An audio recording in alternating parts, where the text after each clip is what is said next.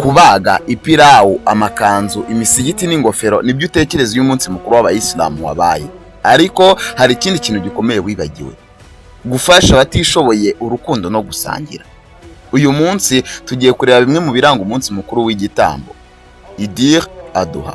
Icyo ngusaba ni ukuntega amatwi nkakubwira byinshi utaruzi. Naho njye ndi Jean de Dieu Niyodusenga, ikaze.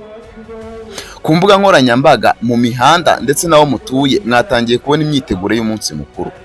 U Rwanda ruri mu kiruhuko rusange. Abayisilamu barakeye, barashimira Imana, bashimira n'umunsi mukuru w'igitambo, Idir Aduha. Ariko se uyu munsi ukorwaho iki? Amateka yawo ateye ate? Uyu munsi watangiye mu kinyejana cya 7 mu mujyi mutagatifu wa Maka muri Saudi Arabia cyangwa Arabia Saudite.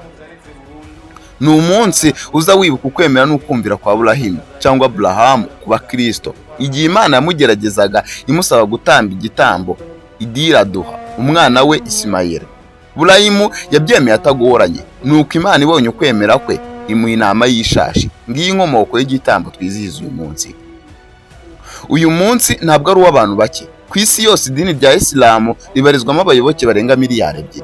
Niryo dini rya kabiri ririmo gukura vuba byihuse inyuma y'abagatulika. Hano mu Rwanda ho abayisilamu babarirwa hagati ya 2% na 5%.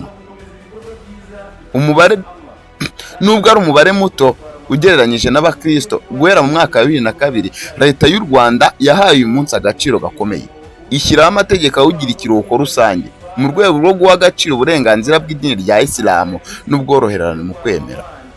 Mu mitegurire y'uyu munsi, gahunda itangira kare mu gitondo.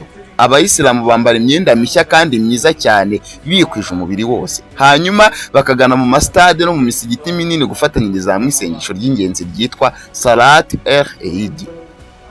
Buri muryango yifashije ubaga itungo rishobora kuba inka, ihene cyangwa intama.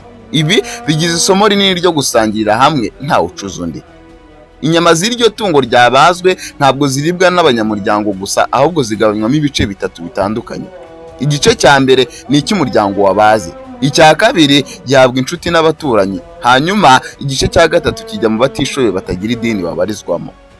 Uyu munsi mukuru w'igitambo ntabwo ari uw'abayisilamu bonyine, ahubwo ni umunsi mukuru w'abanyarwanda bose. Hani wacu ubufatanye bw'abakristo n'abayisilamu bugaragarira mu bikorwa byinshi kandi byiza. Abakristo bafata umwanya bagasura inshuti zabo z'abayisilamu kuri uyu munsi, bakaramukanya mu butumwa bugufi bw'amahoro n'indamukanyo igira iti Eid Mubarak. Nanone kandi kuri za nyama twavuze z'igitambo, abayisilamu bazisangira n'ababanyi babo b'abakristo. Ibi bishimangira ko nubwo dushobora gusengera mu buryo butandukanye, amadini yose ahurira ku gukundana, gufashanya no kubana mu mahoro. Kandi ikindi, amadini yombi ahurira ku gisekuru kimwe cy'umukurambere wacu Aburahamu.